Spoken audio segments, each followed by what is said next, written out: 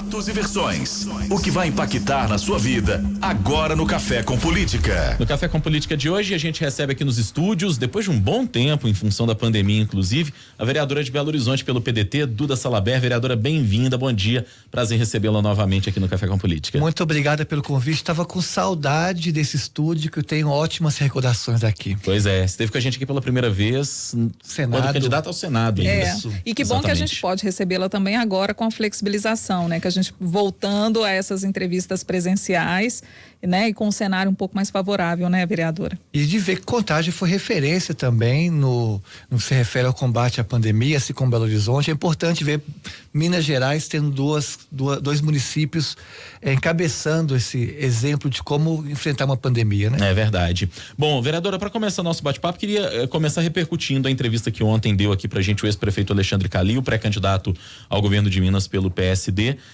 A senhora já tinha dito e falou isso inclusive na audiência pública, salvo engano, na semana passada da Assembleia Legislativa, de que já havia alertado o Calil enquanto era prefeito ainda sobre essa situação da mineração na Serra do Curral, mas que a situação não foi tratada com a devida atenção que merecia. E ontem a gente fez essa pergunta pro ex-prefeito Calil, e ele disse que a senhora faltou com a verdade, que a senhora não levou a história da mineração na Serra do Curral conforme a senhora disse. Queria primeiro que a senhora começasse explicando e dando uma resposta a partir dessa declaração que foi dada ontem pelo ex-prefeito. Muito complicada essa declaração do prefeito Alexandre Calil, e só há dois caminhos: ou ele está mentindo, ou ele é incompetente no ponto de vista das políticas voltadas para questões socioambientais de Belo Horizonte. Ou então um terceiro caminho, que é a soma dos dois, das duas alternativas. Eu trouxe um roteiro do que nosso mandato fez em diálogo com a prefeitura, alertando a respeito do processo de mineração avançando na Serra do Curral, sobretudo da Tamisa. No dia 27 de abril do ano passado, nosso mandato fez uma audiência pública na Câmara de Vereadores para discutir o projeto Tamisa de mineração na Serra do Curral. Não é possível que a prefeitura não acompanhe as audiências públicas. Inclusive, nessa audiência tinha representantes da prefeitura. No dia 29 de abril, nós assinamos com 8 vereadores uma moção enviada ao prefeito Alexandre Calil a respeito do avanço da mineração na Serra do Curral sobre o projeto Tamisa. No dia 31 de maio do ano passado, nós fizemos uma reunião com o secretário de governo da prefeitura para conversar sobre o projeto Tamisa de mineração na Serra do Curral. No dia 24 de agosto, nós conseguimos 60 mil assinaturas pedindo tombamento estadual da Serra do Curral e alertando sobre o projeto da Tamisa, e enviamos essa assinatura em mãos para o presidente da Assembleia Legislativa, Agostinho Patrus. E o vídeo que encabeçou esse abaixo-assinado, que teve mais de 1 milhão de visualizações, nós encaminhamos, inclusive, para o Telegram do próprio prefeito Alexandre Calil. E no dia 20 de março deste ano, onde teria a reunião do Copan para discutir o licenciamento da Tamisa, nós telefonamos para o prefeito Alexandre Calil em frente ao secretário de Meio Ambiente, pedindo uma medida emergencial para que a prefeitura judicializasse a reunião, para que não fosse votado ao licenciamento da Tamisa. Nós conseguimos adiar esse licenciamento, e aí no dia 21, ou seja, um dia depois, nós encaminhamos uma indicação pedindo medidas urgentes da prefeitura no que se refere ao avanço da mineração. Ou seja, eu tenho só aqui pelo menos 7 documentos que comprova essa posição nossa em relação à prefeitura, fora os diálogos, fora as conversas por telefone. Então, Alexandre Calil está mentindo, tirando o corpo dele fora em relação ao avanço da mineração. E temos outros documentos que logo vocês vão ficar sabendo, que nós estamos discutindo um processo de CPI na Câmara Municipal de Belo Horizonte, para ver a que ponto a prefeitura ou a gestão Calil esteve relacionado com as mineradoras. Nós sabemos que o processo de mineração na Serra do Curral tem como mentor principal o governador Romeu Zema, que defende essa mineração, mas há um sistema entre as mineradoras e grupos políticos. Nós queremos saber se há um tentáculo desse sistema na prefeitura e na gestão do prefeito Alexandre Calil. Aparentemente há, já que ele tem negado, alertou, desconhecer um projeto faraônico de mineração na Serra do Curral. E mesmo se eu não tivesse avisado, coisa que eu já avisei, mostrei que avisei, seria um absurdo o prefeito desconhecer um projeto tão grande colocando em risco a segurança hídrica do município, né? E em que pé que está essa CPI? O documento já está pronto e a partir de hoje nós já vamos começar a buscar as assinaturas.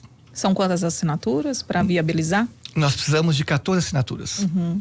E, além disso, vereadora, eu queria abordar com a senhora também a questão do Copan. Hoje saiu uma reportagem no Jornal Tempo falando sobre a falta de isonomia dentro do próprio conselho, né? Um desequilíbrio, a falta de isonomia. Porque há 12 cadeiras, sendo que 4 são ocupadas por ambientalistas, né? E por entidades ambientais.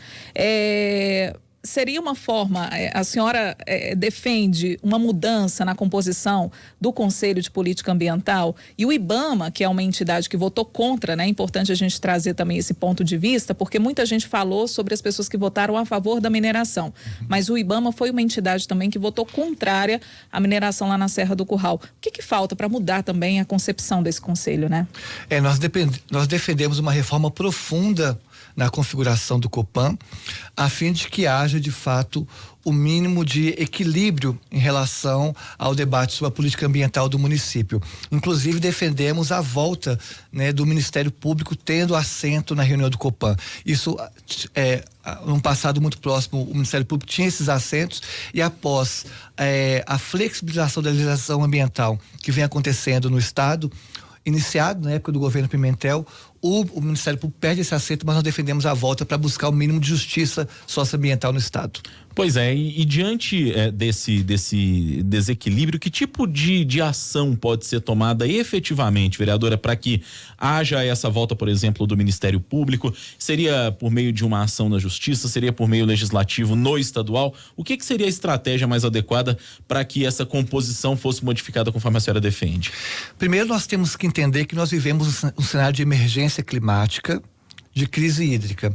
Nós não podemos mais discutir política pública hoje tal qual discutimos há 20 anos atrás, e a própria ciência, né, tem nos mostrado, nos alertado esse cenário de eventos extremos que vão se intensificar nos próximos anos, infelizmente. E a engenharia tem buscado se reorganizar frente a esse cenário.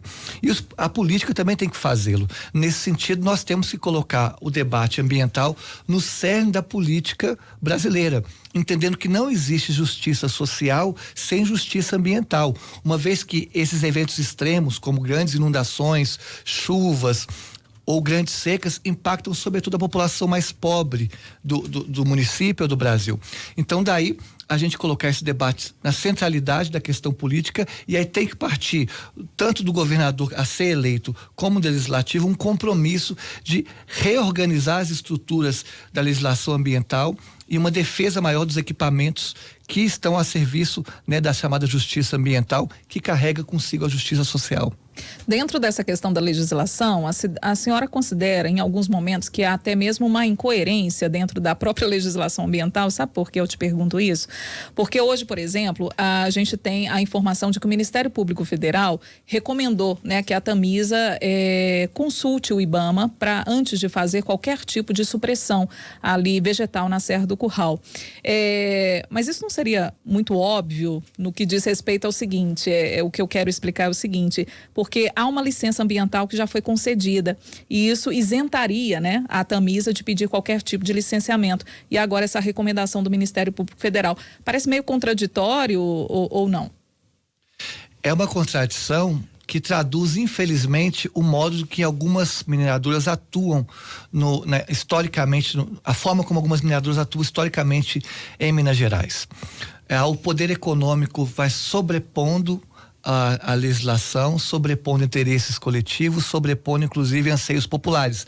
No caso da Serra do Curral, a maioria absoluta, né, dos mineiros são contrários a essa mineração, e o poder econômico está sobrepondo justamente esse interesse popular, ferindo o que na Constituição diz que todo poder emana do povo.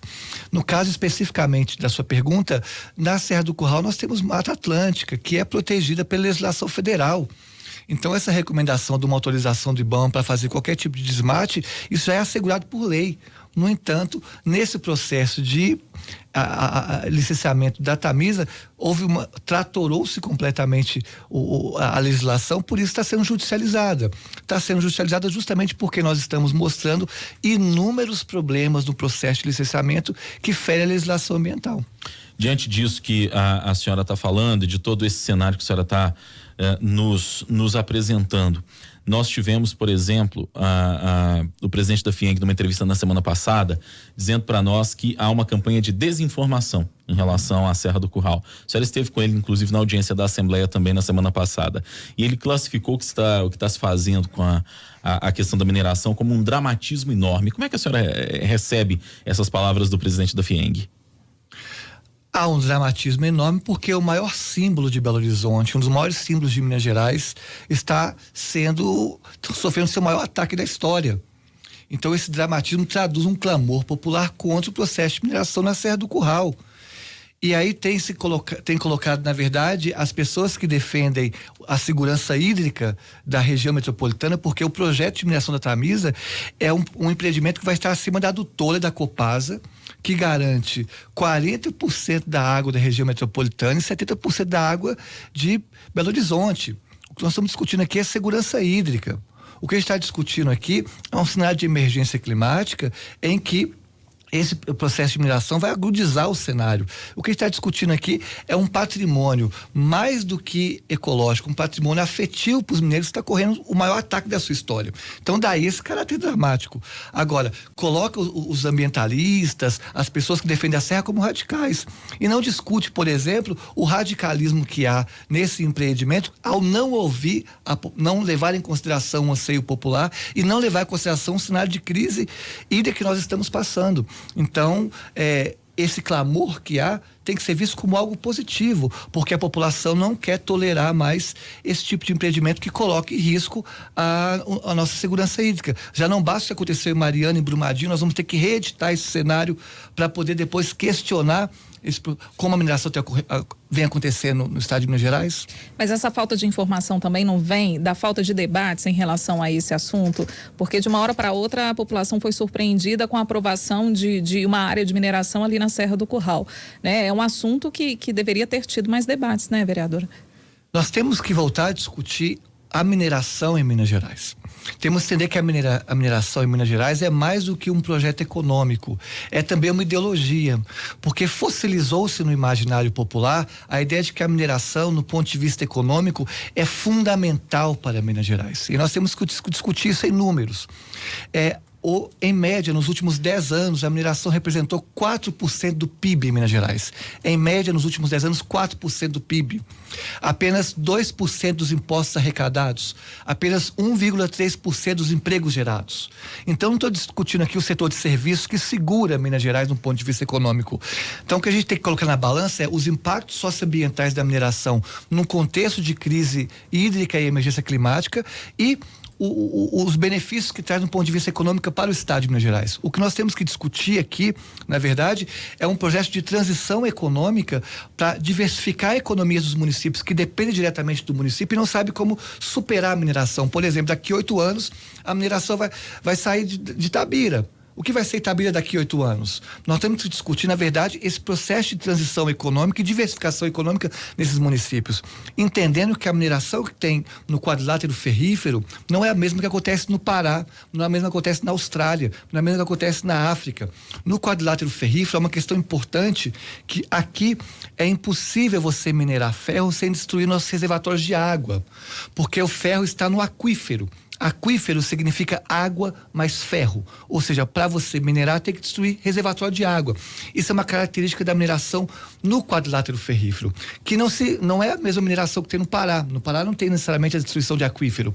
Por isso que a gente tem que debater mais a fim de evitar essas desinformações difundidas pelo próprio setor minerário que quer trabalhar a ideia de que a mineração no ponto de vista econômico é extremamente fundamental para Minas. Ela tem o seu papel, tem sua relevância, mas não é extremamente fundamental. Nós temos que superar esse modelo econômico, propondo alternativas que tragam equilíbrio do ponto de vista econômico e do ponto de vista socioambiental. Porque do jeito que está desequilibrado e basta ver o nosso histórico recente de mineração e como os municípios estão à mercê da mineração, como Itabira hoje. A gente está caminhando já pro finalzinho aqui da entrevista, mas antes da gente ir pro bate-pronto, eu não posso deixar de perguntar sobre a situação da senhora nas eleições deste ano, vereadora. A senhora está no PDT, o seu nome já foi ventilado para uma série de possibilidades que variam aí de candidatura ao governo de Minas, ao Senado, vaga na Assembleia, vaga na Câmara dos Deputados. Afinal, qual vai ser o caminho de Duda Salabert nas eleições desse ano ou ainda não está definido? Não está definido, eu gostaria de cumprir o meu mandato quanto vereadora, mas há 2 pontos cruciais. O primeiro, eu recebi 3 ameaças de morte do maior grupo de ódio da internet, do qual surgiram aqueles terroristas que cometeram o atentado na escola de Suzana, em São Paulo.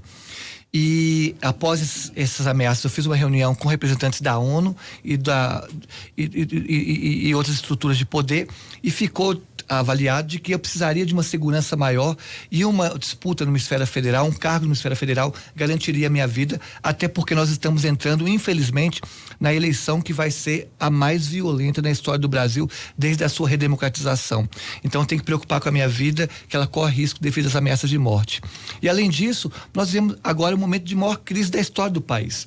E a eleição mais importante se acontece agora, e os temas que nós discutimos para Belo Horizonte, o debate acontece nacionalmente. Não tem como discutir transporte público especificamente no município. O debate ele é nacional. A questão da mineração, o debate é nacional. O maior fortalecimento da legislação ambiental é nacional. Então nós podemos contribuir com Belo Horizonte mais em esfera federal do que estando como vereadora. Então eu devo me candidatar este ano, não está certo qual cargo. Tem ventilado meu nome para o Senado. Na última pesquisa nós estamos em empate técnico em 2º lugar no Senado, temos fôlego para disputar uma candidatura para o Senado ou então para deputada federal. O PDT gostaria que nós saíssemos para o candidato ao governo, já fez esse convite, eu rejeitei, mas em princípio são esses 2 principais cenários, ou Senado ou deputada federal. Hora do bate-pronto. No Café com Política, hora do bate-pronto. Vereadora, são perguntas objetivas, respostas também. A senhora conhece o quadro, vamos começar, tá? Para começar, a mineração na Serra do Curral. Contrária. Mineração versus desenvolvimento sustentável. Temos que buscar um equilíbrio. O Copan. Há que se reorganizar, se reconfigurar a fim de garantir a democracia. O PDT nessas eleições. Uma alternativa viável e importante. Ciro Gomes. O mais preparado. Duda Salabert. Governo, Senado ou Câmara dos Deputados? Duda Salabert na luta em defesa da justiça social e socioambiental. Vereadora de Belo Horizonte, Duda Salabert, do PDT, nossa convidada de hoje aqui no Café com Política. Prazer recebê-la aqui. Muito obrigado, vereadora. Beijo para todo mundo. Obrigada pelo convite. Obrigado. Obrigada, vereadora.